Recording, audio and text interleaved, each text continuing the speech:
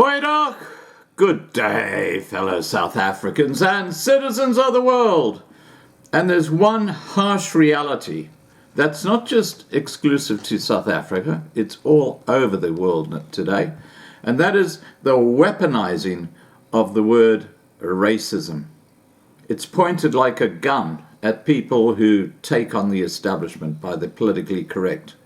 And unfortunately, in countries like South Africa, where the judicial system is completely compromised by the appointment of ANC cadres in top positions, which is why no ANC ever go before the courts for corruption.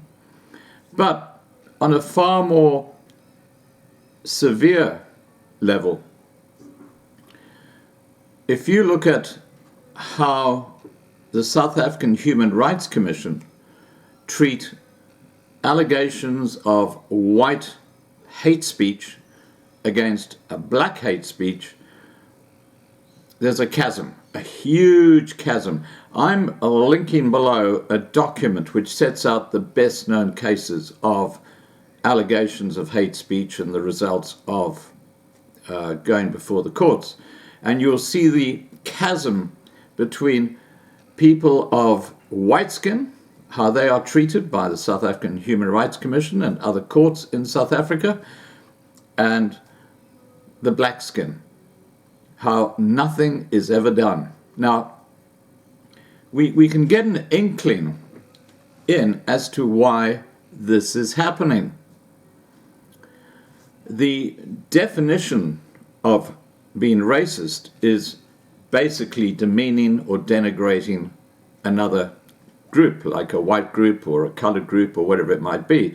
So if you look at the South African Human Rights Commission, and if you have a look at what people like the EFF are saying, they're suggesting that the black population is inferior to the white population, and because of that they cannot be racist. That's what the inference is.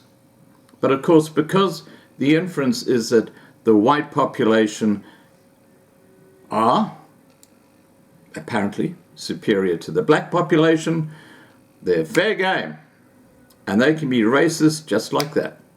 What I've just said now will probably be termed as racist because I'm just stating the obvious. You go and read between the lines where people like Malema say the most obnoxious things. They get called before these courts and they kind of suggest that, well, look, I cannot be a racist. This is how ridiculous the situation is. And it's accentuated in South Africa. In the document that's linked below, you'll see the cases of Vicky Momberg, the High Court Judge Jansen. You can read the facts for yourself and see how those cases were treated, how social media reacted to them.